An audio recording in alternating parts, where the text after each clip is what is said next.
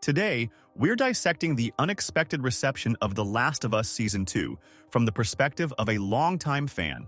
We'll explore the subtle changes, the puzzling pacing choices, and the narrative shifts that, despite a massive budget and a talented team, left many yearning for the original's compelling immediacy and questioning whether adapting a beloved game should always mean more seasons, not just more episodes. If adapting a beloved video game into a TV series, what's the most crucial element to preserve? Plot accuracy, character essence, or thematic depth? And when is it acceptable to deviate? Share your adaptation philosophy in the comments below. For years, The Last of Us has held a special place in my heart, a top-tier game since I first got the PS4 edition for Christmas in 2014. Despite my initial struggles with the sequel, a replay ultimately revealed its brilliance, leading me to create deep dives into both games in 2023, videos I was genuinely proud of. I even fused parts of those into my Joel Was Right video, which became my 7th video to hit 1 million views, a testament to the enduring power of this franchise. The first season of The Last of Us on HBO, released in 2023, was equally impactful. I devoured it twice, and its vivid narrative still resonates. It stood as one of the best game adaptations ever, expertly translating what worked from the source material while intelligently tweaking elements for compelling television. It wasn't just a show, it was a cultural event. I found myself discussing my favorite game daily with people who had never touched a controller, a rare feat. Season 1 was, unequivocally, my show of the year. Yet, heading into Season 2, a sense of trepidation lingered. The original game's discourse was venomous, and the thought of reliving that acrimony was daunting. Moreover, the first season benefited immensely from pedropascal's star power, a well-deserved presence given his immense popularity. Knowing his limited role in Season 2, coupled with the decision to split the game's story across multiple seasons instead of simply ordering more episodes, made me apprehensive. I still believed in the creative team from Season 1, confident they'd deliver, but the initial signs were mixed. Honestly, watching this season felt a bit like going on a first date after the best relationship of your life. You really want to love it, but something just feels different. As a dedicated fan of The Last of Us Part 2 game, my initial reaction to Season 2 left me feeling somewhat disconnected. While I didn't think it was bad television, my earlier concerns about its ability to maintain widespread attention proved somewhat accurate. The discourse around it lacked the ferocious energy of Season 1, barely even registering amongst my non-gamer friends who had adored the first season. The story of The Last of Us Part 1 simply possesses a broader, more universally appealing narrative. However, now that Season 2 has concluded, it's time to meticulously dissect its strengths and weaknesses, episode by episode. Before the official episode list was announced, I fully anticipated Joel's death to occur in Episode 1. Instead, I was pleasantly surprised by the show's decision to prioritize building up intrigue. Joel dying at the hands of mysterious strangers, whose origins were initially unknown in the game, was a monumental event. By starting with Abby and her friends, clearly identifying them as former Fireflies driven by revenge, the show masterfully built suspense, leaving viewers wondering precisely when the other shoe would drop. Much of Episode 1 is dedicated to showcasing the seemingly peaceful life in Jackson, reintroducing an older Ellie and the tight-knit community. Pedropascal, as Joel, truly nailed his character's sense of humor, a nuance largely absent from the games, adding a new layer to his portrayal. The dial called the construtometer, with its comedic function of increasing speed, was a charming addition. The decision to give Tommy and Maria a child in Season 2 added an intriguing new dimension to the narrative. I imagine Tommy's eventual departure for Seattle, leaving a 5-year-old at home, will profoundly contribute to the inevitable strain and eventual divorce within their relationship, adding layers of guilt and consequence. Episode 1 subtly but effectively introduced the growing rift between Joel and Ellie, making it clear that their distance stemmed from something far more significant than typical teenage angst. This simmering tension was further amplified through Joel's casual, yet revealing, conversations with Gail, the town therapist. Gail's open animosity towards Joel, rooted in his killing of her husband, Eugene, immediately set casual viewers guessing and sent longtime fans into a frenzy of speculation. Given that game fans already knew Eugene was a former Firefly, theories ran wild. Perhaps Joel killed him because he knew too much, and that act was how Ellie discovered Joel's life-altering lie, fueling her resentment. I also appreciated how Episode 1 developed a direct, one-on-one relationship between Joel and Dina, with Dina actively attempting to bridge the widening gap between Joel and Ellie. This provided Dina with a more compelling personal motivation to help Ellie track down Abby, extending beyond merely supporting her girlfriend. The introduction of the Stalker class of Infected was also exceptionally well executed. The creators clearly aimed to incorporate more action and Infected encounters this season, leveraging their increased budget, and the Stalkers were depicted as genuinely threatening on screen, a welcome and great addition to the series.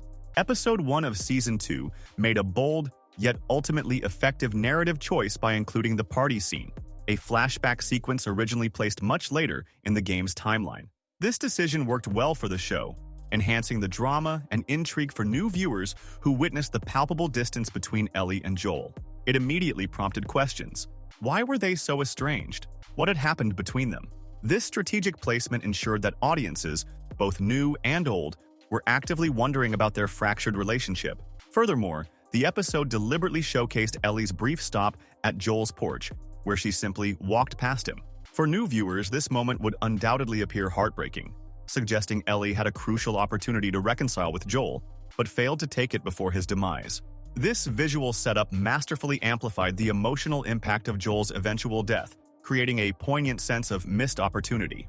While I, as a longtime fan, knew that the show would later cut back and show us what happened to explain their distance, the initial portrayal of their estrangement served its purpose, building anticipation and emotional resonance.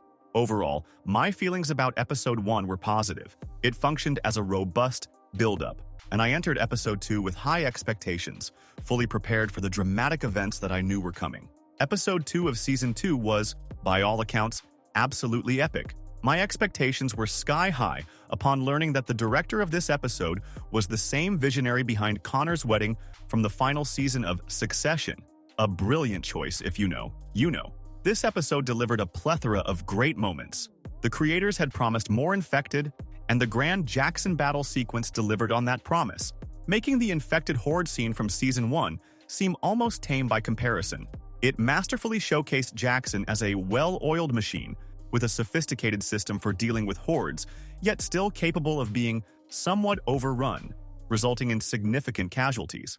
I found it to be an incredible action scene, a worthy and thrilling inclusion to the story that justified the increased budget. I also anticipated that this spectacle would make Tommy's eventual departure for Seattle even more dramatic, as the town, already crippled by the horde attack and having just lost Joel, could ill afford to lose another key leader. His departure would undoubtedly contribute to Tommy's inevitable guilt, particularly since, in this version of the story, he wasn't present during Joel's death.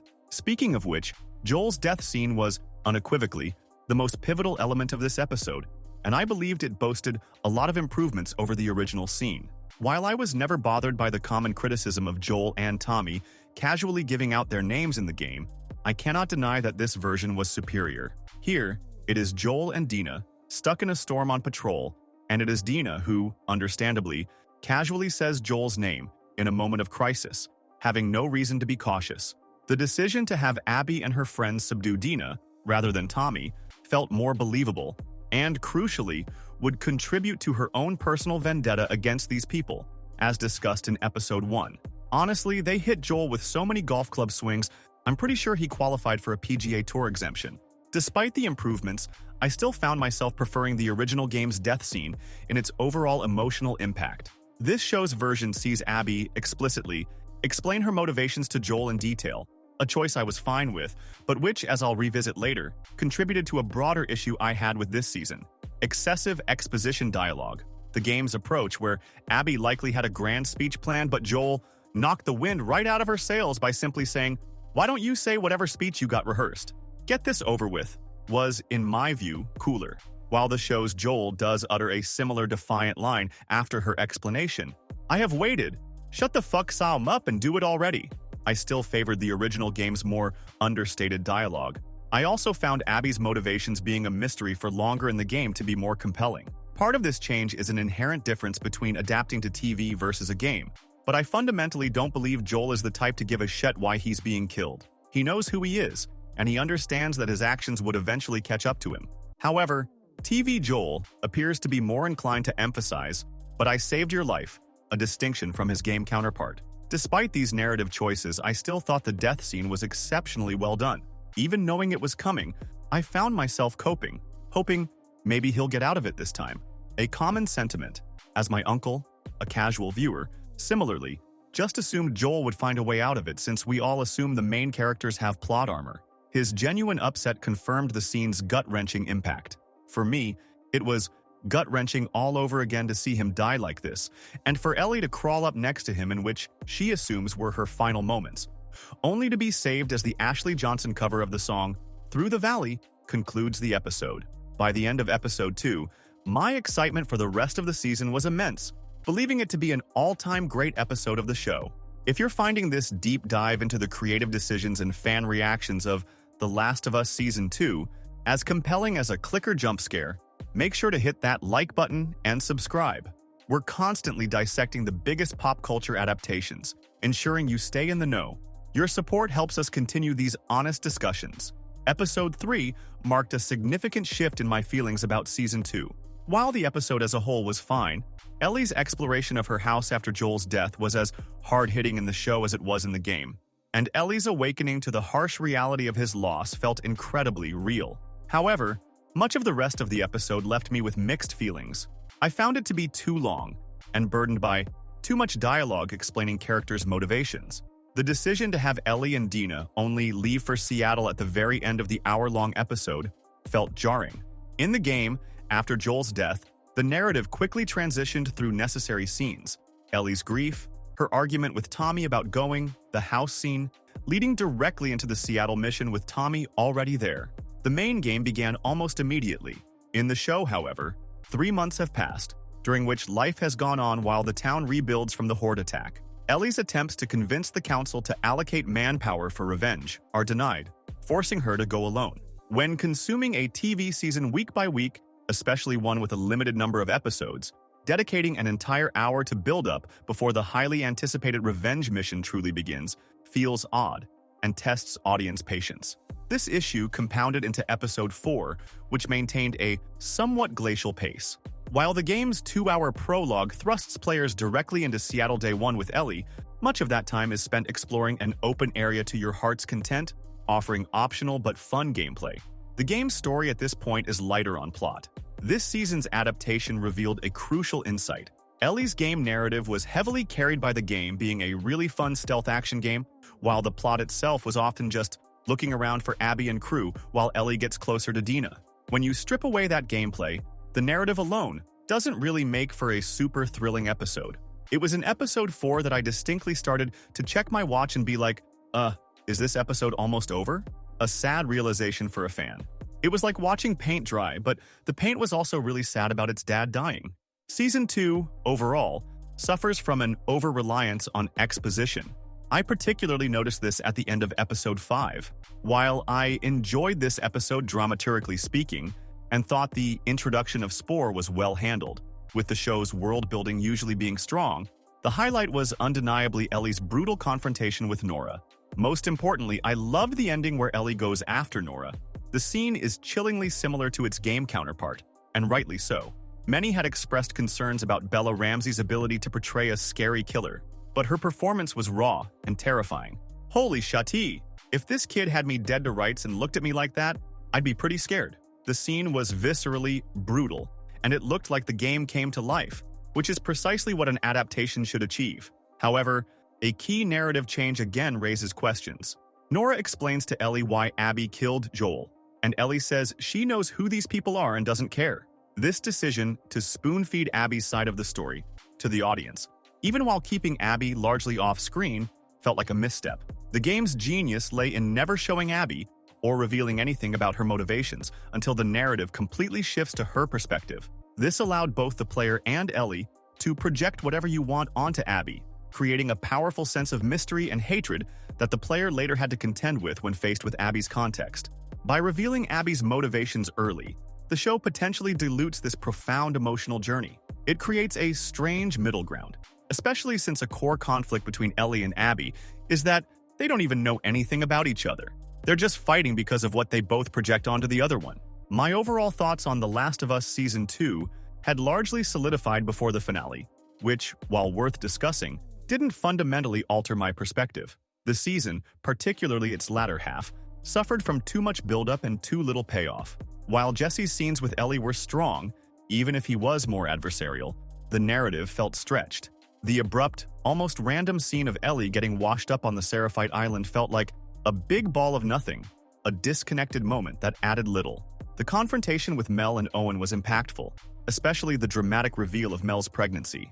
However, Ellie's later claim that she didn't mean to kill either of them felt inconsistent with the show's portrayal of her as activated by violence. The season largely ended as expected, with Abby showing up at the theater and a cut to black, or, in the show's case, a tease to Abby's day one in the stadium.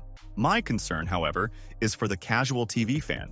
It's hard to imagine them being genuinely hyped to switch to Abby's perspective in a future season when she's barely been in it and is set up as the villain. While I'm personally excited to see Abby's story unfold, given my enjoyment of the game and the strong actors involved, this doesn't erase the lot of misses in Season 2. Splitting this game into multiple seasons feels like a mistake. The Ellie Day 3 cliffhanger going to Abby Day 1 may not be exciting enough to wait like a year or more for. I believe a longer episode order, perhaps 12 episodes like Andor on Disney+, could have told the story of The Last of Us Part 2 in that time, if you focus on the most important elements and drama. As it stands, Season 2 feels both too slow for half of it and too rushed for other parts. It's certainly watchable, but it didn't reach the bar of quality I was expecting from Season 1. I don't see myself as excited to watch it again, as I would Season 1. The story is yet to fully wrap up, so my final judgment on the adaptation is pending, but so far, it hasn't lived up to my hopes.